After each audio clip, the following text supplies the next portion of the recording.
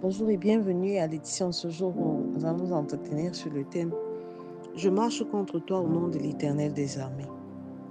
Et dans la continuité de nos enseignements, nous allons examiner le verset 45 du premier livre de Samuel au chapitre 17. Il est écrit David dit aux Philistins, tu marches contre moi avec l'épée, la lance et le javelot, et moi je marche contre toi au nom de l'Éternel des armées, du Dieu de l'armée d'Israël que tu as insulté.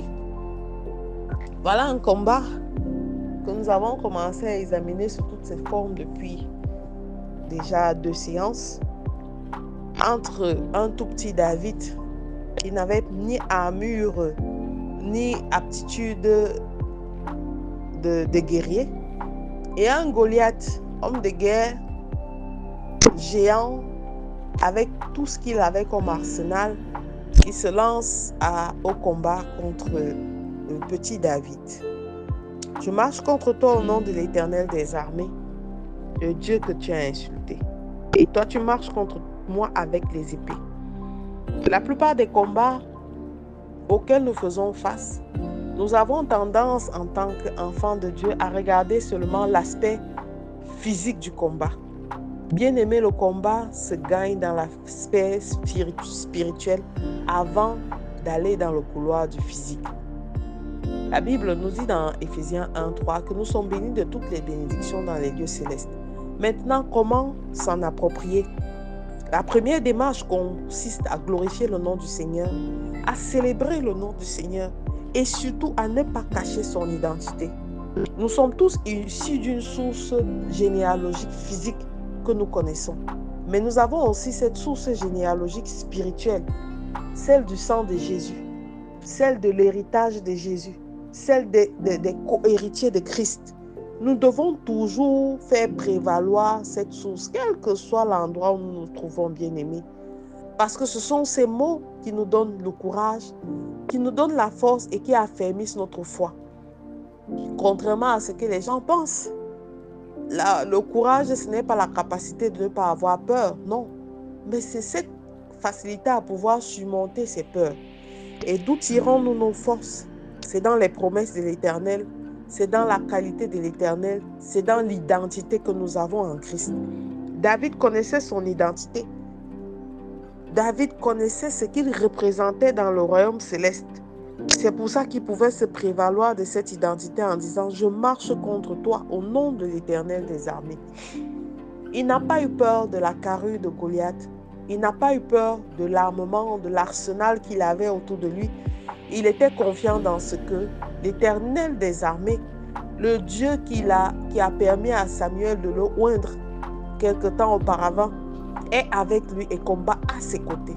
C'est cette assurance qui nous permet de surmonter les difficultés. La marche avec Dieu n'est pas facile.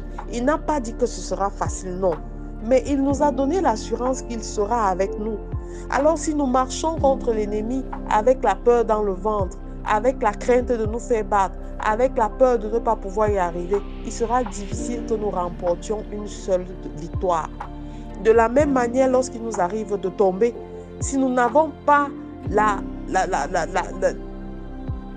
capacité de nous relever rapidement, alors ça veut dire que notre Éternel n'est pas vivant, que Jésus que nous servons n'est pas vivant. Dieu veut des vaillants guerriers comme David.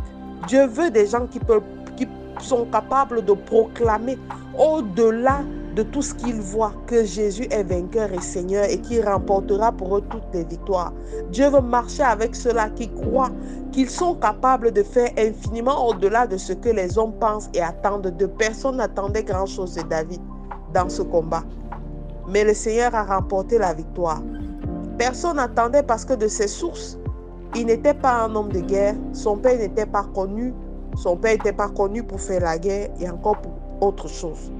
Alors je marche au nom de l'Éternel des armées contre mes ennemis, contre mes oppresseurs, contre les humiliations qu'on a dirigées contre moi. Bien-aimé, commence à déclarer, je ne sais pas qu'est-ce qui t'est arrivé ou bien ce qui t'est arrivé pour que tu puisses être déprimé. Mais sache que le juge tombe cette fois et se relève. Il tombe 6 fois, il se relève 7 fois.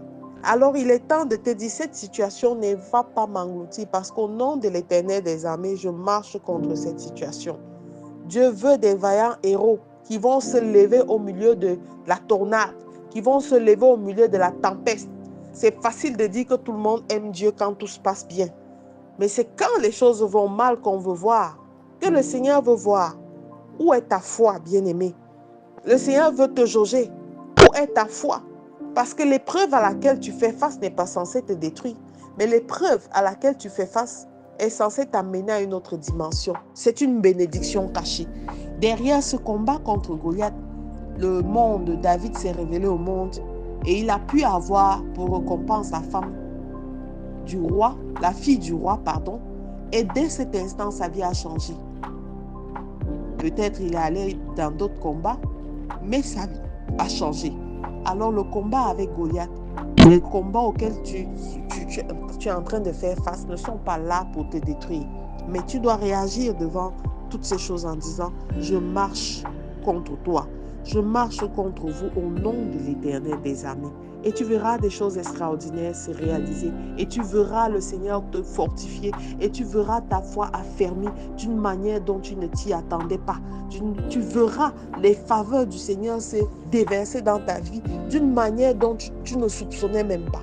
Alors, nous sommes en train de finir l'année.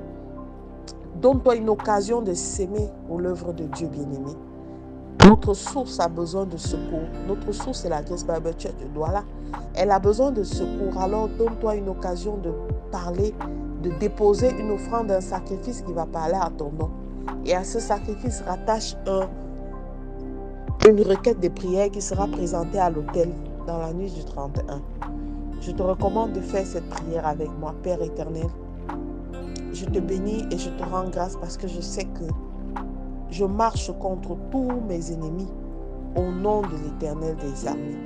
Et je sais qu'avec toi, je suis plus que vainqueur. Au nom de Jésus-Christ, nous avons prié. Amen, amen, amen. Je suis la révérende Sonia Antoinette. Et je vous souhaite de passer un excellent week-end en préparation de notre programme de 7 jours qui commence lundi. Shalom.